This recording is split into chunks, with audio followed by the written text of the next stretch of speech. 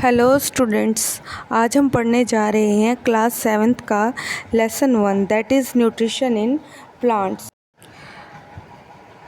तो स्टूडेंट्स, जैसा कि आप 6th क्लास में आपने पढ़ा है about food. What is food?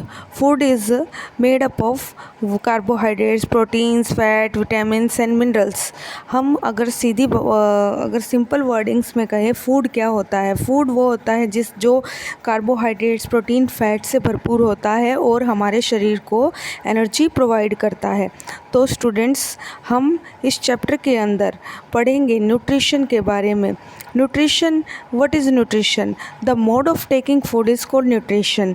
और न्यूट्रिशन शब्द कहाँ से आया? न्यूट्रिशन शब्द आया न्यूट्रिएंट्स से। What is nutrients? Nutrients R component of food. और ये न्यूट्रिएंट्स होते कौन कौन से हैं? ये न्यूट्रिएंट्स होते हैं carbohydrate, protein, fat, vitamin and minerals. तो let's begin with the chapter. In class 6th, you learned that food is essential for all living organisms. You also learned that carbohydrates, proteins, fats, vitamins and minerals are components of food. These components of food are necessary for our body and are called nutrients. तो 6th class में आपने food के बारे में पढ़ा ही होगा कि food सभी जीवित ऑर्गेनिजम्स के लिए बहुत ही ज़रूरी होता है, क्योंकि फूड के भी कंपोनेंट्स होते हैं जैसे carbohydrates, proteins, fats, vitamins and minerals. ये सभी कंपोनेंट्स शरीर को ऊर्जा प्रोवाइड करते हैं और इन कंपोनेंट्स को हम न्यूट्रिएंट्स के नाम से भी जानते हैं। तो स्टूडेंट्स, यहाँ से एक टर्म निकल के आ रही है, व्हाट इज़ न्यूट्रिएंट्स, और आप इस टर्म को अपनी नोटबुक में राइट डाउन कर लेंगे। और आगे चलते हैं। All living organisms require food. Plant can make their food themselves but animal including human can not. जैसा कि आप जानते हैं कि सभी ऑर्गेनिजम्स को खाने की ज़रूरत होती है, और ये खाना कहाँ से, human as animals including human, कहाँ से ये खाना हमें मिलता है? तो सभी को पता है कि plants can make their food themselves, कि पौधे अपना भोजन स्वयं बना सकते हैं, लेकिन एनिमल्स, उसमें हम भी including humans, can not make their own food. Animals अपना खाना खुद नहीं बना सकते। They get it from plants और एनिमल्स दैट ईट प्लांट्स।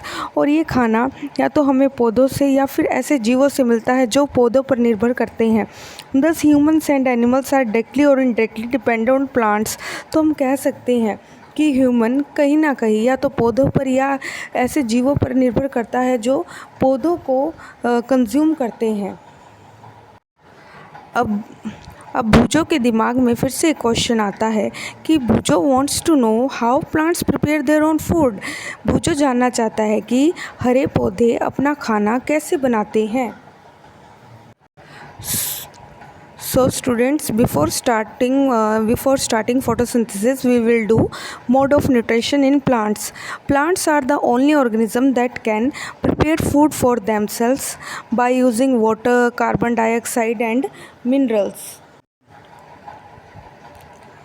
तो स्टूडेंट्स, प्लांट्स अकेले वो ऑर्गेनिजम्स हैं जो अपना खाना इनऑर्गेनिक रॉ मटेरियल से बनाते हैं। जैसे अगर पूछा जाए वो इनऑर्गेनिक रॉ मटेरियल है कौन सा, तो आपको मैंने यहाँ पे ग्रीन शेड किया हुआ है, आप ये क्वेश्चन बना भी लेना कि name the raw materials using by plants for preparing food.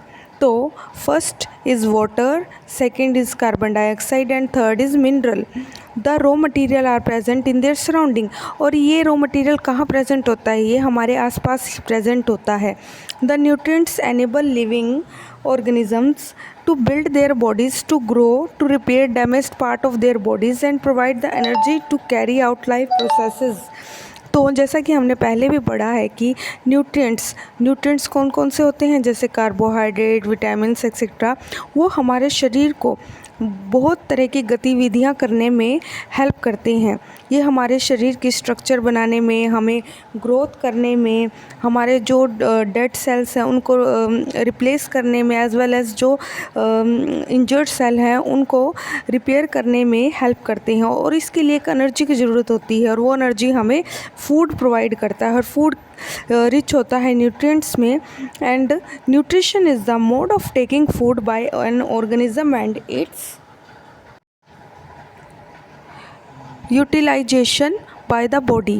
Nutrition क्या है? Nutrition is the mode of taking food.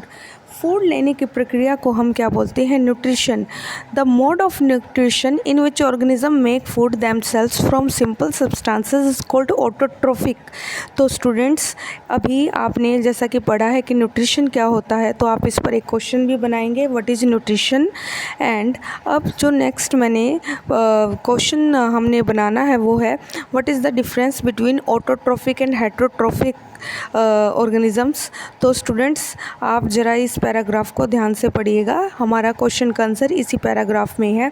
The mode of nutrition in which organism make food themselves. वो nutrition in which organism make food themselves, जहाँ पर वो process जहाँ पर कोई organism अपना खाना खुद बना रहे हैं from simple substances is called autotrophic. उस मोड ऑफ न्यूट्रिशन को हम कहते हैं ऑटोट्रोफिक। ऑटो शब्द का मीनिंग होता है सेल्फ और ट्रॉफीज मतलब ट्रॉफिक मतलब नरिशमेंट। तो यहाँ से एक टर्म निकल के आती है, व्हाट इज़ ऑटोट्रोफिक न्यूट्रिशन। तो स्टूडेंट्स, आप इसको एज अ डेफिनेशन भी लिख सकते हैं या क्वेश्चन के फॉर्मेट में भी इस पर क्वेश्चन बना सकते हैं। Therefore plants are called autotrophs. तो हमें पता है कि पौधे अपना खाना खुद बनाते हैं, तो वो आते हैं ऑटोट्रॉफिक न्यूट्रिशन के अंडर और हम उन्हें ऑटोट्रॉफ्स के नाम से भी जानते हैं। Animals and most other organism take in ready made food prepared by the plants. और जैसा कि हमने पढ़ा है कि एनिमल्स और दूसरे ऑर्गेनिजम्स जो कि फूड पर डिपेंड करते हैं अपने भोजन के लिए और स्वयं खाना नहीं बनाते, तो उन एनिमल्स को हम जानते हैं हेटरोट्रॉफ्स के नाम से। हेट्रो मतलब अदर, नरिशमेंट मतलब ट्रॉफिक मतलब नरिशमेंट। तो वो ऑर्गेनिजम्स जो पौधों पर निर्भर करते हैं अपने भोजन के लिए कहलाते हैं हेटरोट्रॉफ्स। और इस तरह का nutrition, mode of taking nutrition is called heterotrophic nutrition. तो स्टूडेंट्स, आपसे पूछा जा सकता है what is autotrophs, what is heterotrophs, as well as आपसे एक क्वेश्चन डिफरेंस की फॉर्म में भी आ सकता है, what is right the difference between autotrophic and heterotrophic mode of nutrition. तो स्टूडेंट्स, आप इसको डिफरेंस के फॉर्म में भी लिख सकते हैं। तो ये क्वेश्चन आप अपनी नोटबुक में राइट डाउन कर लेना। Now Paheli wants to know why our body cannot make food from carbon dioxide, water and minerals like plants do। जैसा कि हमने पढ़ा है कि पौधे अपना भोजन इनऑर्गेनिक रॉ मटेरियल से बनाते हैं, जैसे पानी, कार्बन डाइऑक्साइड, मिनरल्स। तो पहेली के मन में क्वेश्चन आता है कि पौधे अगर अपना खाना इन रॉ मटेरियल से बना सकते हैं तो हम क्यों नहीं बना सकते। Now we may ask where the food factories of plants are located. तो एक छोटा क्वेश्चन यहाँ से भी निकल के आता है, name the food factory of plant. तो इसका आंसर आ जाता है leaf. Whether food is made in all parts of plant और ओनली इन सर्टेन प्लांट्स। तो यहाँ क्वेश्चन आता है कि क्या भोजन सिर्फ एक पर्टिकुलर पार्ट में ही बनता है या फिर पौधे के हर भाग में भोजन बनता है। तो स्टूडेंट्स, हम इस क्वेश्चन का आंसर है कि there is a particular part where food is made, that is leaf. How do plants obtain the raw material from the surrounding. कैसे पौधे अपने सराउंडिंग से रॉ मटेरियल यूज़ करके खाना बनाते हैं। How do they transport them to the food factories of the plant. और कैसे वो फूड फैक्ट्रीज तक ये इनऑर्गेनिक रॉ मटेरियल को पहुंचाते हैं। तो स्टूडेंट्स, इन्हीं सभी क्वेश्चंस का आंसर अब हमें आने वाले पैराग्राफ्स में मिलेगा। तो स्टूडेंट्स, अब हम शुरू करने जा रहे हैं इस चैप्टर की बहुत ही इंपॉर्टेंट प्रोसेस को, that is photosynthesis. Photo means light, synthesis means to produce, food making process in plants. Let's begin with the photosynthesis. Leaves are the food factories of plants. तो स्टूडेंट्स, हमारा first question का answer यहीं पे solve हो गया कि where the food factory of plant are located. तो leaves are the food factory of plants. तो students, the synthesis next line is the synthesis of food in plants occur in leaves. तो हमें यहाँ से पता लग गया कि पर्टिकुलरली एक पार्ट होता है लीव्स जिसे हम कहते हैं, वहीं पर हमें खाना बनने की प्रक्रिया दिखाई देती है। Therefore all the raw material must reach there, और वहाँ तक सभी रॉ मटेरियल्स का पहुंचना बहुत ही ज़्यादा ज़रूरी है। Water and minerals present in the soil are absorbed by the roots and transported to the leaves. Roots क्या करती हैं कि पानी को एब्जॉर्ब करती हैं सोइल से और उसको पहुंचाती हैं लीव्स तक। तो students, carbon dioxide from air is taken in through the tiny pores present on the surface of the leaves. Leaves की सतह पर छोटे छोटे छिद्र, जिसे हम कहते हैं छेद, पाए जाते हैं, और वो छेद बेसिकली हमें ऊपर की सतह पर देखने को मिलते हैं। This pores are surrounding by guard cell. इन पोर्स को गार्ड सेल ने कवर किया होता है और इन पोर्स को हम कहते हैं स्टोमेटा। तो स्टूडेंट्स, जो मैंने लाइन की हैं वो बहुत ही इम्पोर्टेंट है, आप उसको अपनी नोटबुक में राइट डाउन कर लेना। व्हाट इज़ स्टोमेटा, और स्टोमेटा का क्या फंक्शन होता है। स्टोमेटा का फंक्शन होता है स्टूडेंट्स, जैसा कि आप देख ही चुके हैं कि कार्बन डाइऑक्साइड हवा से अगर आ रही है पौधे के अंदर तो स्टोमेटा के थ्रू, तो यहाँ से एक फंक्शन स्टोमेटा का बहुत ही क्लियर हो जाता है कि स्टोमेटा हेल्प करता है गैसियस एक्सचेंज में। और यहाँ से स्टूडेंट्स ये भी पूछा जाता है what is the structure of stomata.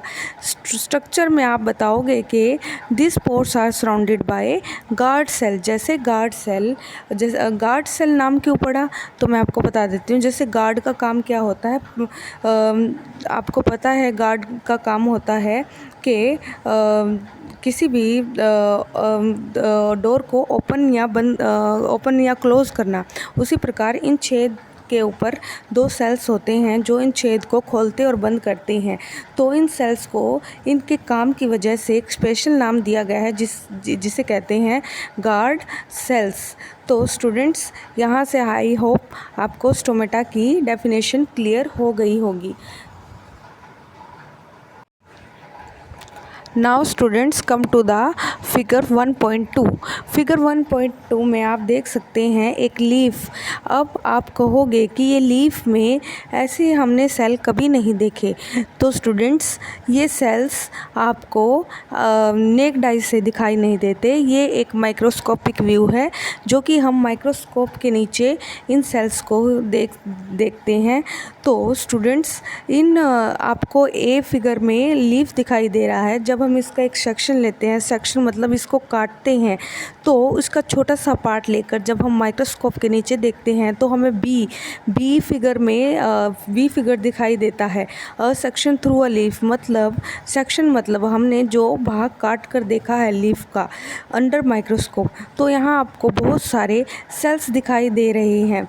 आपको सेल्स के अंदर स्पेशल डॉट लाइक स्ट्रक्चर दिखाई दे रही है और उस डॉट लाइक स्ट्रक्चर को कहा जाता है क्लोरोफिल। अब students, come to the lower part of the leaf के लोअर पार्ट पर आपको स्टोमा, जो कि मैंने आपको पहले ही बताया था। स्टोमा क्या है, छोटे छोटे पोर्स हैं जो लीफ की सरफेस पर प्रेजेंट है। तो आपको यहाँ पर ये आपको पोर्स दिखाई दे रहे हैं। ये pores protected by guard cell. आपको फिगर 1.2 के बी सेक्शन में आपको गार्ड सेल्स भी अच्छे से दिखाई दे रहे हैं। अब हम इसका सरफेस व्यू लेते हैं तो हमें फिगर सी स्टोमेटा जैसी स्ट्रक्चर दिखाई देती है। तो स्टूडेंट्स, ये जो बी सेक्शन है वो एक वर्टिकल सेक्शन है, जबकि जो सी है वो हमने सरफेस व्यू लिया है कि कैसे ऊपर से स्टोमेटा दिखाई देते हैं। तो स्टोमेटा में अंदर जो बीन शेप्ड राजमा की जैसे आपको 2 सेल दिखाई दे रहे हैं वो कहलाते हैं गार्ड सेल, और जो सराउंडिंग में सेल है उन्हें कहते हैं सराउंडिंग सेल, और बीच में जो पोर है उसे कहते हैं स्टोमेटल पोर। अब यही पोर इसी पोर को ओपन और क्लोज करने में ये गार्ड सेल हेल्प करते हैं। तो स्टूडेंट्स, आई होप आपको ये स्ट्रक्चर समझ में आ गई होंगी। तो स्टूडेंट्स, आप ये स्ट्रक्चर अपनी नोटबुक में ड्रॉ कर लेना और अच्छे से इसको लर्न कर लेना। ओके स्टूडेंट्स, आज के लिए इतना ही। फिर आगे वाली क्लास में आपको इसे नेक्स्ट हम फोटोसिंथेसिस की प्रोसेस को डिटेल में करेंगे। आज आप इतना ही अपना काम जितना मैंने बताया है नोटबुक में राइट डाउन कर लेना। धन्यवाद।